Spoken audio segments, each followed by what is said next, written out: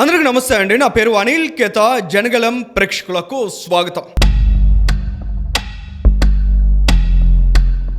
విశాఖ నగరం, ఈ నగరంలో ఐటీ రంగం అభివృద్ధి, దానికి సంబంధించి గ్రౌండ్ లెవెల్లో ఉన్న రియాలిటీ ఏమిటి వంటి అంశాలను పరిశీలించేందుకు క్షేత్రస్థాయిలో పర్యటించామండి. అక్కడ అనేక మంది ప్రజలతో మాట్లాడడం, యువతతో మాట్లాడడం, కొద్దిమంది వాయిస్ కూడా మేము రికార్డ్ చేసాం. వాటన్నిటిని ఈ వీడియోలో మీకు చూపిస్తాం. ముఖ్యంగా విశాఖ నగరంలో ఉన్న యువత ఎలాంటి అభిప్రాయాలను వ్యక్తం చేస్తున్నారనేది ఈ వీడియోలో మీరు తెలుసుకోబోతున్నారు. అంతకంటే ముందు కొన్ని అంశాలను మేము ఇక్కడ ప్రస్తావించే ప్రయత్నం చేస్తున్నామండి. ముఖ్యంగా అభివృద్ధికి సంబంధించిన అంశాల్లో రాజకీయం ఏంటి అనే సందేహం మీకు కలగొచ్చు. కానీ రాజకీయ నాయకత్వం అనేది ఏ అభివృద్ధిలో అన్నా అత్యంత కీలకమైనటువంటి పునాది. సో అక్కడి నుంచి కంటెక్స్ట్ ప్రారంభించే ప్రయత్నం చేస్తున్నామండి.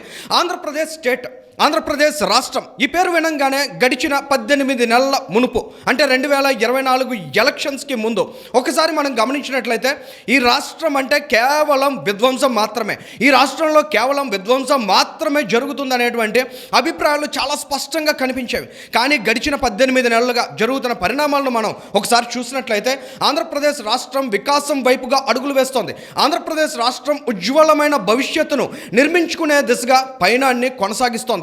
అందులో భాగంగా విశాఖ నగరం కేంద్రంగా ప్రత్యేకంగా ముఖ్యమంత్రిగా చంద్రబాబు నాయుడు గారు, మంత్రిగా నారా లోకేష్ గారు స్పెషల్ ఫోకస్ చేస్తున్నారండి. అందులో భాగంగానే అనేక పరిశ్రమలు తరలి వస్తున్నాయి. ఇక్కడ ఒక ముఖ్యమైన అంశాన్ని మీకు గుర్తు చేస్తున్నాం. ఎలక్షన్స్కి ముందు నారా లోకేష్ గారు యోగలం పాదయాత్ర సమయంలో చెప్పారు 20 లక్షల ఉద్యోగాలని తాము అధికారంలోకి వచ్చాక ఇస్తామన్నారు. కానీ యూజువల్గా ఎటువంటి రాజకీయ నాయకులను మనం గమనించినా, దేశ రాజకీయాల్లో చూసినా కూడా ఒకసారి ఎలక్షన్స్ కంప్లీట్ అయిన తర్వాత క్లిష్టమైనటువంటి హామీలను వారు గుర్తు చేసే ప్రయత్నం చేయరు. ఎందుకంటే 20 లక్షల ఉద్యోగాలను కల్పించడం అంటే కత్తి మీద సామానే చెప్పాలి. ఆంధ్రప్రదేశ్ లాంటి రాష్ట్రంలో, విధ్వంసానికి గురైనటువంటి రాష్ట్రంలో, ఇటువంటి రాష్ట్రంలో పెట్టుబడి పెట్టడానికి ఏ ఒక్క పారిశ్రామికవేత్త ధైర్యం చేయనటువంటి రాష్ట్రంలో 20 లక్షల ఉద్యోగాలను కల్పిస్తాననే మాటని గడిచిన 18 నెలలుగా లోకేష్ గారు పదే గుర్తు చేస్తున్నారు. విశాఖ కేంద్రంగా ఐటీ రంగంలో 5 లక్షల ఉద్యోగాల కల్పన జరుగుతుందనే భరోసా ఇచ్చారు. ఇవాళ మనం చూసినట్లయితే అంతకు మించి ఒక అడుగు ముందుకు వేసి మన కాగ్నిజెంట్తో పాటు మరో 8 సంస్థలకు సంబంధించి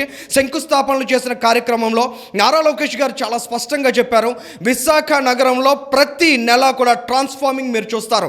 ఈ నగరం హైదరాబాద్ స్థాయికి అభివృద్ధి చెందుతుంది, ఆ భరోసా నేను ఇస్తున్నాను అనేటువంటి మాటను నారా లోకేష్ గారు చెప్పడం ద్వారా ఖచ్చితంగా విశాఖ నగరం సమున్నతంగా ఎదగబోతోందనే విశ్వాసాన్ని అయితే కల్పించారండి. గతంలో మనం చూసాం కోడిగుడ్డు కహానీలు చెప్పినటువంటి మంత్రుల్ని.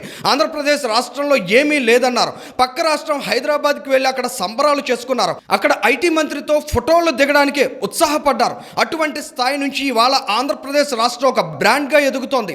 ఆంధ్రప్రదేశ్ రాష్ట్రంలో ఉన్న విశాఖ నగరం వైపు ఈ రాష్ట్ర ప్రజానికమే కాదు, పొరుగు రాష్ట్రాల ప్రజలు కూడా చూసేటువంటి సిచ్యువేషన్ని నారా లోకేష్ గారు తీసుకువచ్చారు. ఇక గ్రౌండ్ లెవెల్లోకి వెళ్ళి మేము చూసిన తర్వాత కన్స్ట్రక్షన్ యాక్టివిటీ అనేది చాలా వేగంగా జరుగుతోందండి. ఒక సంస్థకు సంబంధించి మేము అక్కడ గమనించింది ఎక్స్పాన్షన్కి వెళ్ళారు, 300 కోట్ల రూపాయలు వాళ్ళు ఇన్వెస్ట్ చేస్తున్నారు, 5,000 ఉద్యోగాలు కల్పిస్తామనేటువంటి బోర్డును కూడా అక్కడ వారు పెట్టారు.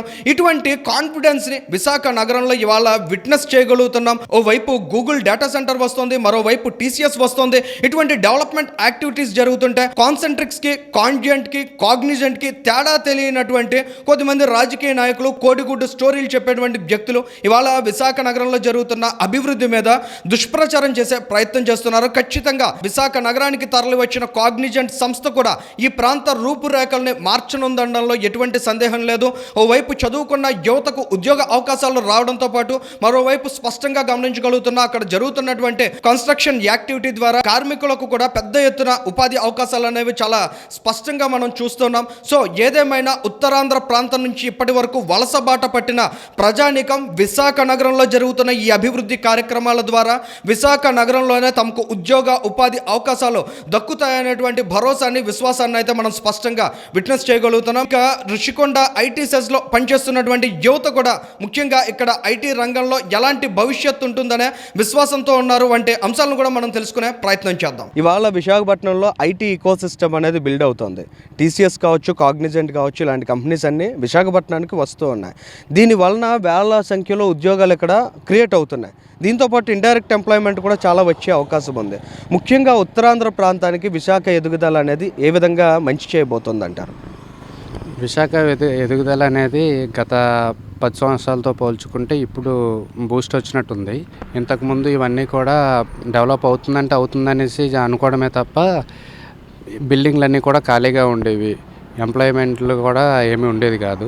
ఈ మధ్యకాలంలో నేను డైలీ ఇటువైపు వస్తూ ఉంటాను, చూస్తున్నాను చాలామంది ఇంటర్వ్యూస్కి రావడం కానీ, వాళ్ళకి ఉద్యోగాలు వస్తున్నాయి అనేసి వినడం కానీ, ఇదంతా కూడా చాలా సంతోషంగా ఉంది, బాగుంది. ఇక్కడ ఉండే వాళ్ళకి ఉద్యోగాలు వస్తే ఇక్కడే వాళ్ళ సొంత ఊర్లో ఉండి వాళ్ళు ఉద్యోగాలు చేసుకోగలరు.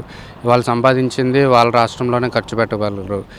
ఇప్పుడు హైదరాబాదు, బెంగళూరులో వెళ్ళి ఉద్యోగాలు చేసి వాళ్ళు సంపాదించింది అక్కడే ఖర్చు అయిపోతుంది. సగం శాలరీస్ అక్కడే రెంట్లకు కానీ, ఫుడ్కి కానీ, దేనికైనా అక్కడే సగం పోయి ఇంటికి పంపించేది ఏముంటుంది, ఒక 10,000 5,000 పంపించగలరు. అదే ఇక్కడుండి పని చేసుకుంటే సంపాదించింది తన కుటుంబంతో కలిసి ఇక్కడే అనుభవించగలరు. అది సంతోషకరమైన విషయం అసలుకి. నేను శ్రీకాకుళం నుండి ఇక్కడికి వచ్చాను. శ్రీకాకుళంలో మనకున్న పరిస్థితులు బట్టి అయితే వలస వెళ్ళి అలా బ్రతకడం చాలా జరుగుతుంది. పేరెంట్స్కి కూడా దూరంగా వెళ్ళడం గట్రా జరుగుతుంది. ఇప్పుడు విశాఖపట్నంలోనే చాలా ఐటీ కంపెనీస్ కానివ్వండి, ఇలా ఫ్రీ ట్రైనింగ్ ఇచ్చి నెక్స్ట్ ఫ్రీ కోచింగ్ ఇచ్చి ప్లేస్మెంట్ కూడా ఇస్తామంటున్నారు. చాలా హ్యాపీగా ఉంది. ఎందుకంటే మాలాంటి వాళ్ళు అంత దూరం వెళ్ళాలి, మిడిల్ క్లాస్ ఫ్యామిలీస్ అంత దూరం వెళ్ళాలి అంటే చాలా ప్రాబ్లమ్స్ ఉంటాయి. మనీ ప్రాబ్లం కానీ ఫైనాన్షియల్గా చాలా ఇబ్బంది. చాలామంది ఫ్యామిలీస్ పంపించడానికే భయపడతారు. అంత రిస్క్ చేసి దూరం బెంగళూరు, చెన్నై, హైదరాబాద్ అంటే చాలా భయపడతారు. ఇంకా మనకు దగ్గరలో ఉంది అంటే గ్రేటే కదా, ఆపర్చునిటీ దొరకడం చాలా గ్రేట్. టీసీఎస్ కంపెనీస్, గూగుల్ ఇవన్నీ కంపెనీస్ వస్తాయి కదా, ఇవన్నీ ఓన్లీ ఇంతకుముందు హైదరాబాద్ కానీ బెంగళూరు ఇలాంటి హైటెక్ సిటీస్లోనే ఉన్నాయి. ఇప్పటి వరకు ఈ వైజాగ్లో అనేది లేదు. ఇంతమంది మాలాగే చాలామంది ఇక్కడ కాలేజెస్లో చదువుతున్నారు, కానీ చదివి మళ్ళీ వీళ్ళందరూ బయటకు వెళ్ళాల్సి వస్తుంది. కానీ మన ఓన్ సిటీలో చదివి ఇక్కడే కష్టపడి మళ్ళీ ఇక్కడ ఏదైనా జాబ్ చేస్తే ఒకలా ఉంటుంది. అదే ఇక్కడ చదివి మళ్ళీ బయటకు వెళ్ళి ఫ్యామిలీని వదిలేసి చదివితే ఒకలా ఉంటుంది. అంతెందుకు, ఈ వైజాగ్ అంతా టూరిజంకి ఫేమస్ అని అంటారు. సో ఆ కంపెనీస్ ఇవన్నీ వచ్చాయంటే ఇక్కడ బిజినెస్ ఎకో సిస్టమ్, చాలా మందికి వర్క్ అని ఇవన్నీ చాలా అన్నీ పెరుగుతాయి. సో వైజాగ్ అనేది ఇంతకుముందు వరకు టూరిజము, నేచర్ ఇవన్నీ ఫేమస్ అంటారు కాబట్టి అదొకటే కాకుండా వైజాగ్ అన్నిటికీ డెవలప్ అవుతుంది. దానికి తోడు బయటికి వెళ్ళి చేయాల్సిన అవసరం ఉండదు కదా. మన వైజాగ్లో టాప్ ఎంఎన్సీ కంపెనీస్ రావడం వల్ల ఇక్కడ నుంచి మనం హైదరాబాద్, బెంగళూరు ఎక్కడికో వెళ్ళవసరం లేదు. మనకున్న నాలెడ్జ్కి మనం ఇక్కడే జాబ్ చేయొచ్చు, ఇక్కడే ఉండొచ్చు, ఫ్యామిలీతో ఉండొచ్చు. మెయిన్ ఎక్కడికో వెళ్ళి ఎంతో ఎర్న్ చేసే కన్నా వైజాగ్లో ఉండి మన నాలెడ్జ్ చూపించుకొని ఇక్కడ లివింగ్ హుడ్ బాగుంటుంది. ఇలా టాప్ ఎంఎన్సీ కంపెనీస్ రావడం వల్ల ఫర్దర్ ఫ్యూచర్ జనరేషన్ కూడా యూజ్ అవుతుంది. అలాగని హైదరాబాద్, బెంగళూరు వెళ్ళి ఫ్యామిలీని వదిలేసి అక్కడ లాంగ్ హాస్టల్స్లో ఉండి దానికన్నా వైజాగే డెవలప్ అయితే మన నాలెడ్జ్ మనం ఇక్కడే చూపించుకోవచ్చు. ఉన్న టాలెంట్ అన్నీ మనం ఇక్కడే యూజ్ చేయొచ్చు. కాబట్టి టాప్ ఎంఎన్సీస్ రావడం వల్ల మాకు చాలా యూస్ఫుల్ అవుతుంది. హైదరాబాద్లో చేయాలంటే takes a long time, but Nara Lokesh గారు చెప్పినట్టు హీ డెఫినెట్లీ డూ దట్. దానికి కూడా స్టూడెంట్స్ అందరూ సపోర్ట్ చేస్తారు అండ్ లోకల్ పీపుల్ అందరూ కూడా సపోర్ట్ చేస్తారు, సపోర్ట్ చేయాలి కూడా. ఇప్పుడు ఐటీ కంపెనీస్ అనేవి చాలా హైదరాబాద్లోని, బెంగళూరులోనే ఉన్నాయి. వైజాగ్లో ఏమీ లేవు. అయితే 1 2 3 ఉన్నాయి. కానీ ఇప్పుడు టీసీఎస్, గూగుల్ ఇలాంటి కంపెనీస్ రావడం వల్ల ఇన్వెస్టర్స్ అనేవాళ్ళు వచ్చి పెట్టడానికి ఇంట్రెస్ట్ చూపిస్తారు. లోకల్ ఎకానమిక్ గ్రోత్ కూడా పెరుగుతుంది. బెటర్ టీసీఎస్ ఈ కంపెనీస్ రాగానే ల్యాక్ ఆఫ్ జాబ్స్ అనేవి తగ్గుతాయి. నెక్స్ట్ ఏపీ స్టేట్ అనేది కూడా గ్రోత్ పెరుగుతుంది. లైక్ అండ్ హైదరాబాద్ అవుద్ది అన్నారు కదా, త్వరలో అవుద్ది ఈ కంపెనీస్ రాగానే. ఎప్పుడైనా బయటకు వెళ్ళి జాబ్ చేయాలనే థాట్ ఉండేదే తప్ప మన వైజాగ్లో పుట్టి మన వైజాగ్లోనే ఒక జాబ్ వస్తుందనే హోప్స్ అయితే ఎవరికీ లేవు. బట్ ఇప్పుడున్న సిచ్యువేషన్ బట్టి మన గ్రోత్ అనేది వైజాగ్ ఇంకో హైదరాబాద్ అవుతుంది, ఇంకో బెంగళూరు అవుతుంది. Because of Cognizant, TCS, Google more than jobs అన్నీ ఇక్కడే దొరుకుతున్నాయి. ఎందుకంటే ఇప్పుడు ప్రతి కంపెనీ కూడా ఒక ఐపీఓకి సెలెక్ట్ అవుతున్నాయి. ఐపీఓలో 2000 ఇప్పుడు ఎగ్జాంపుల్ ఏసీఎన్ ఉంది. ఏసీఎన్ కంపెనీ అనేది ఒక ఐపీఓలో రిజిస్టర్ అవ్వాలనే థాట్తో 5,000 ఎంప్లాయ్మెంట్తో పాటు ఒక గోల్ అచీవ్మెంట్తో పాటు క్రియేట్ అవుతుంది. రీసెంట్గా చూసుకుంటే రుస్కాన్లో ఏసన్ బిల్డింగ్సే 3-4 క్రియేట్ అవుతున్నాయి. సమ్ ఇలాగే ఇన్ఫోసిస్ ఒకటి, టీసీఎస్ అన్ని ఇవి మోర్ దెన్ కంపెనీస్ కూడా రియాక్ట్ అవుతున్నాయి. వీటితో పాటు ఇంకా హెల్త్ కేర్ ప్రాజెక్ట్ మీద ప్రతి కంపెనీ కూడా మన వైజాగ్ వచ్చే అవకాశం చాలా ఎక్కువగా కనబడుతుంది. ఇన్ కేసు ఎవరైనా ఇప్పుడున్న జనరేషన్ బట్టి చాలా స్పీడ్గా ఉన్నారు. ఈ జనరేషన్ వాళ్ళు చదువుకొని బయటికి వెళ్ళాల్సిన నెసరిటీ అయితే లేదు. మన వైజాగ్లోనే చదువుకున్న వాళ్ళు మన వైజాగ్లోనే ఉండి ఖచ్చితంగా జాబ్ కొట్టగలననే నమ్మకం ప్రతి ఒక్కరికి కల్పిస్తుంది ఇప్పుడున్న వైజాగ్ సిచ్యువేషన్ బట్టి. గవర్నమెంట్ వర్క్ అయితే ప్రస్తుతానికి అయితే ఐటీ మీద చాలా దృష్టి పెట్టారు. అలాగే ప్రతి ఒక్క ఎంప్లాయీ కూడా తన సొంత కాళ్ళ మీద నిలబడేలాగా బయటకు వెళ్ళి ఎవరు చేయకూడదు. మన వైజాగ్నే ఇంకో సిటీ చేయాలి ఎలా అంటే ఒక బెంగళూరు సిటీ ఉంది, ప్రతి ఒక్క సిటీ ఎలా అయితే ఇంప్రూవ్మెంట్ అవుతుందో అలా చేయాలని ఐటీ మీద బాగా దిగ్గజంగా నిలబడ్డారు. వైజాగ్లో ఉండే రిసోర్సెస్ కావచ్చు, ఇక్కడ ఇవాళ గవర్నమెంట్ వైపు నుంచి అందిస్తున్నటువంటి సపోర్ట్ కూడా ఎలా దోహదం చేస్తుంది. లోకేష్ గారు కూడా ఫోకస్డ్గా ఉన్నారు. వైజాగ్లో ఐటీ ఈకో సిస్టమ్ మనం మస్ట్గా బిల్డ్ చేయాలి, హైదరాబాద్కి ధీటుగా ఈ సిటీని డెవలప్ చేయాలని, ఇవన్నీ కూడా ఏ రకంగా దోహదం చేస్తున్నాయి sir? Obviously you are correct. Like government ఇచ్చే ఫెసిలిటీస్ అన్నీ కరెక్ట్గా ఉన్నాయి.